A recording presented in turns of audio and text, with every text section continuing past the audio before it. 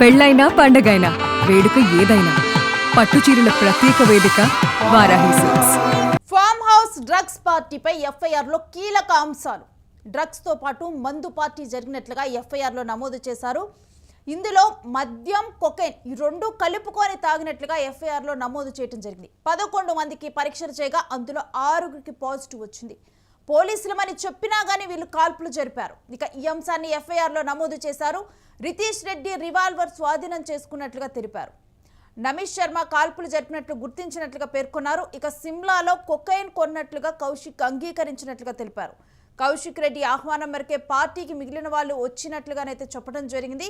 ఇక ఎఫ్ఐఆర్లో చాలా కీలకమైన అంశాలు వెలుగు చూసినట్లుగా మనకి తెలుస్తోంది. అసలు ఎటువంటి అంశాలు నమోదు పరిచారు, ఎవరెవరు దీనికి ఎటువంటి వాంగ్మూలాలు ఇచ్చారు అనే అంశాన్ని కూడా మా ప్రతినిధి సతీష్ని లైవ్లో అడిగి తెలుసుకుందాం.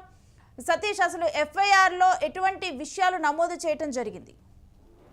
ముఖ్యంగా రెండు తెలుగు రాష్ట్రాలతో పాటు దేశవ్యాప్తంగా కూడా సంచలనం సృష్టించినటువంటి మొయినాబాద్ ఫామ్ హౌస్కి సంబంధించినటువంటి దాడిలో పోలీసులు కీలక అంశాలను ఎఫ్ఐఆర్లో ఉన్నటువంటి కీలక అంశాలను కూడా బట్టబయలు చేసిన పరిస్థితి కనబడుతూ ఉంది. ముఖ్యంగా 11 మంది పైన కేసు నమోదు చేశారు. దాంట్లో 11 మందిలో 6 మందికి ఏదైతే డ్రగ్స్కి సంబంధించినటువంటి టెస్టులు చేయగా 11 మందికి టెస్టులు చేస్తే దాంట్లో 6గురికి మొత్తం కూడా మరి పాజిటివ్ వచ్చిన పరిస్థితి అయితే కనబడుతోంది. వాళ్ళకు నోటీసులు ఇచ్చి రిమాండ్కి కూడా పంపించిన పరిస్థితి కనబడుతోంది. వీళ్ళకి కొంత అంటే దీంట్లో ముఖ్యంగా కీలకంగా ఉన్నటువంటి ఎవరైతే మాజీ ఎమ్మెల్యే పైలట్ రోహిత్ రెడ్డి, అలాగే ఏలూరు ఎంపీ పుట్ట మహేష్ కుమార్, రితీష్ రెడ్డి, నమీష్ శర్మ, కౌశిక్ రవి, అర్జున్ రెడ్డి వీళ్ళ 6గురికి కూడా మరి పాజిటివ్ వచ్చిన పరిస్థితి ఉంది. దీంట్లో 3గురిని మరి ఇప్పటికే రిమాండ్కు తరలించిన పరిస్థితి ఉంది. అయితే ముఖ్యంగా దీంట్లో వీళ్ళ 3గురినే ఎందుకు రిమాండ్లోకి పంపించారు అనేది ప్రధాన అంశంగా ఉంది. అసలు ఏం జరిగింది కాల్పుల సమయంలో, ఇక్కడ ఆ ఫామ్ హౌస్ మీద దాడి చేస్తున్న సమయంలో, ఫామ్ హౌస్ మీద సోదాలు చేస్తున్న సమయంలో ముఖ్యంగా మేము పోలీసులమని చెప్పినప్పటికీ కూడా మరి అక్కడ ఫైరింగ్ చేశారు. 3 రౌండ్ల ఫైరింగ్ చేశారు అనేది పోలీసులు తెలుపుతున్న పరిస్థితి కనబడుతూ ఉంది. నమిత్ శర్మ అనే వ్యక్తి 3 రౌండ్ల గన్తో ఈ గన్నుకు సంబంధించినటువంటి మొత్తం కూడా పోలీసులమని చెప్పినప్పటికీ కూడా అక్కడ ఫామ్ హౌస్లో పెద్ద ఎత్తున కాల్పులు జరిపారు, గాల్లోకి కాల్పులు జరిపారు. సో అందుకు ఆయన పైన కేసు చేసి ఆయన కూడా రిమాండ్ విధించిన పరిస్థితి అయితే కనబడుతూ ఉంది.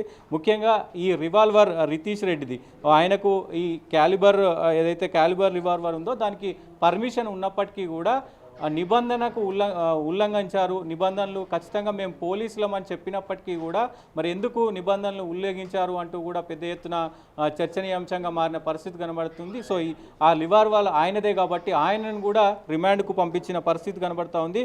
ముఖ్యంగా ఇక్కడ అసలు ఈ మద్యం బాటిళ్ళు పెద్ద ఎత్తున మద్యం బాటిళ్ళు, విదేశీ మద్యం బాటిళ్ళు, దాంతోపాటు 2 గ్రాముల కొకైన్ కూడా స్వాధీనం చేసుకున్నారు. ఆ కొకైన్ ముఖ్యంగా ఎక్కడి నుంచి వచ్చిందాన్ని ఆరాధించిన పరిస్థితి కనబడుతూ ఉంది. ముఖ్యంగా దీంట్లో ఏదైతే కౌశిక్ రవి అనే అతను మరి సిమ్లాకి వెళ్ళారు, వ్యాపార నిమిత్తం సిమ్లాకి వెళ్ళారు. సిమ్లాలో అక్కడ ఒక అపరిచిత వ్యక్తితో కూడా ఇదంతా కూడా మొత్తం ఆయన కొకైన్ కొన్నారు. కొకైన్ కొని అక్కడ నుంచి సిమ్లా నుంచి నేరుగా హైదరాబాద్కు వచ్చారు. సో హైదరాబాద్లో ఈ పార్టీలో వీకెండ్ పార్టీలో ఆయన పాల్గొన్నారు. సో ఇదంతా కూడా ఇదంతా కూడా ఏదైతే పైలట్ రోహిత్ రెడ్డి ఆయన పిలిచారు, ఆయన ఫామ్ హౌస్కు పిలిచారు కాబట్టి మేము వచ్చాం తప్ప మేము చేసింది ఏమీ లేదంటూ కూడా మరి అందరూ చెప్తున్న పరిస్థితి కనబడుతూ ఉంది. సో ఆయన ముఖ్యంగా పార్టీ నిర్వహించినందుకు ఆయన ఫామ్ హౌస్ కాబట్టి ఆయనను నోటీసులు ఇచ్చారు. ఆయనకు నోటీసులు ఇచ్చిన తర్వాత రిమాండ్కి కూడా పంపించిన పరిస్థితి ఉంది. దీంట్లో ముఖ్యంగా 3గురిని నిన్న రిమాండ్కి పంపించారు. ముఖ్య కారణం ఏంటంటే పైలట్ రోహిత్ రెడ్డి ఆయనే పార్టీ ఆర్గనైజ్ చేశారు, ఆయన ఫామ్ హౌస్. సో అందుకు ఆయనను రిమాండ్కు పంపించిన పరిస్థితి ఉంది. దాంతోపాటుగా ఎవరైతే నమిత్ శర్మ ఉన్నాడో, నమిత్ శర్మ ఇది రితిక్కి సంబంధించినటువంటి రివాల్వర్తో ఆయన గాల్లోకి కాల్పులు జరిపారు. పోలీసులమని చెప్పినప్పటికీ కూడా కాల్పులు జరిపారు కాబట్టి ఆయనను కూడా రిమాండ్కి పంపించిన పరిస్థితి ఉంది.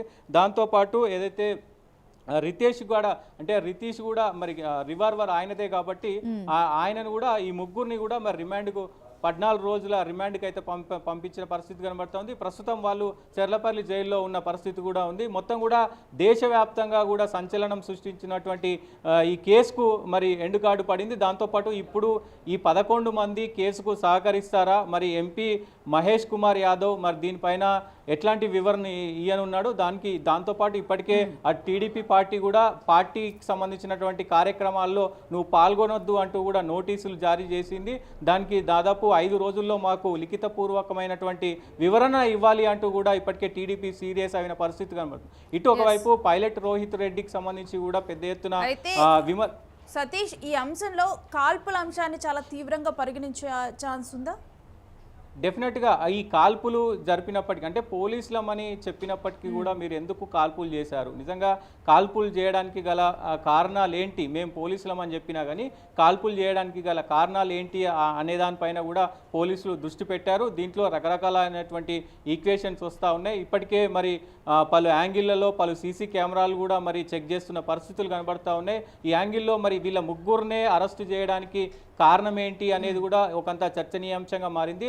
రాజకీయ వర్గాల్లో ఇటు కాంగ్రెస్ ప్రభుత్వం కావాలని కక్షపూరితంగా వీళ్ళ ముగ్గురిని జైలుకు పంపింది. ఎందుకంటే పైలట్ రోహిత్ రెడ్డి మరి బీఆర్ఎస్ పార్టీకి సంబంధించినటువంటి మాజీ ఎమ్మెల్యే కాబట్టి ఆయనను కావాలని మరి వాళ్ళు పంపించేశారు. అటు టీడీపీకి సంబంధించినటువంటి ఎంపీని ఎందుకు మరి స్టేషన్ బెయిల్ ఇచ్చి పంపించారు. ఇదంతా కూడా ఇటు ఇక్కడ ఉన్నటువంటి సీఎం రేవంత్ రెడ్డి అక్కడ ఉన్నటువంటి నారా చంద్రబాబు నాయుడు కలిసి ఈ కుట్ర పన్నారు, కక్షపూరిత రాజకీయాలు చేస్తున్నారంటూ కూడా మరి విపక్షాలు అయితే ఆరోపిస్తున్న పరిస్థితి కనబడుతోంది. మొత్తం కూడా దేశమంతా రెండు తెలుగు రాష్ట్రాల్లో దుమారం రేపినటువంటి ఈ కేసు మరి ఎటువైపు వెళ్ళనుంది చూడాల్సిన అవసరం ఉంటుంది. దీనికి సంబంధించి ఇప్పటికే కొంత సతీష్, దీంట్లో మరి కొంతమంది పేర్లు బయటకు రానున్నాయనుకోవచ్చు. ఇప్పటికే కూడా సిమ్లాలో కొకేన్ కొన్నట్లు కూడా వీళ్ళు అంగీకరించిన నేపథ్యాన్ని ఉంది. ఎస్, డెఫినెట్గా మొత్తం కూడా ఇన్వెస్టిగేషన్ చేసే అవకాశం ఉంది. ఇన్వెస్టిగేషన్లో పలు కీలక అంశాలు కూడా బయటకు వచ్చే అవకాశం ఉంది. ఒకవేళ ఈ కేసు ఇక్కడ తేలకపోతే అంటే బయట చర్చ జరుగుతుంది, ఈ కేసును సిబిఐకి అప్పగిస్తారు అనే కోణంలో కూడా కొంత చర్చ జరుగుతుంది. చూడాలి మరి అసలు ఎట్లా ఉండబోతుంది. ఇప్పుడు ఏదైతే కొంతమంది స్టేషన్ బెయిల్ మీద వెళ్ళిన వాళ్ళు దీనికి సంబంధించి విచారణకు సంబంధించి సహకరిస్తారా, మరి ఏమైనా ఆధారాలు తీర్మారు చేసే అవకాశం ఉందా, దానిపైన కూడా చర్చ జరిగే అవకాశం ఉంది. సో ఇప్పుడు ఒక 4-5 రోజుల్లో ఈ కేసు పైన ఒక స్పష్టత వచ్చే అవకాశం ఉంది. పోలీసులు మాత్రం అసలు ఎందుకు మేము ఈ దాడులు చేశాము ఏంటి, మాకు పక్కా సమాచారంతోనే మేము ఈ దాడి చేశాము, అక్కడ మొత్తం కూడా విదేశాలకు సంబంధించినటువంటి మందు బాటిల్స్ కావచ్చు, కొకైన్ కావచ్చు, మారక ద్రవ్యాలు మొత్తం కూడా సేవిస్తూ ఉన్నారు అని చెప్పేసి మాకు తక్షణ సమాచారం ఉంది. అందుకే మేము ఈ దాడి చేసాం, దాడిలో వీళ్ళందరూ కూడా మరి ఈ సిచ్యువేషన్ జరిగింది, సో అందుకు మేము వీళ్ళని అరెస్ట్ చేశామంటూ కూడా వాళ్ళు చెప్తున్న పరిస్థితి కనబడుతూ ఉంది. సో ఈ మొత్తం ఓవరాల్గా ఈ సీన్లో ఇన్వెస్టిగేషన్ ఎలా ఉండబోతుంది అనేది చూడాల్సిన అవసరం అయితే ఉంటుంది. ఇన్వెస్టిగేషన్కి మిగతా వారందరూ సహకరిస్తారా, మరి ఎంపీ సహకరిస్తారా, ఎంపీకి సంబంధించినటువంటి మరి అటు టీడీపీ పార్టీ ఇటు కాంగ్రెస్ పార్టీ ఎలాంటి నిర్ణయాలు తీసుకోబోతుంది అనేది కూడా తెలుగు రాష్ట్రాల్లో చర్చనీయాంశంగా మారింది. Renu, right, stay with us Satish, మీ దగ్గర నుంచి మరిన్ని అప్డేట్స్ తీసుకుంటాం.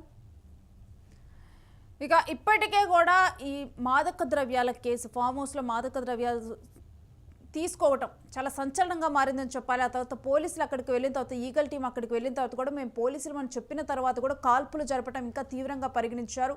ఈ కేసులో ఇప్పటికే కూడా ఎక్కడ వాళ్ళు కొనటం జరిగింది, ఈ కొకేను, ఇటువంటి అంశాలను కూడా వెలువరించారు. ఇక ఈ తర్వాత ఇన్వెస్టిగేషన్ పూర్తి స్థాయిలో కూడా చేయనున్నారు. మరి చూడాలి ఈ కేసు ఎన్ని మలుపులు తిరగనుందో.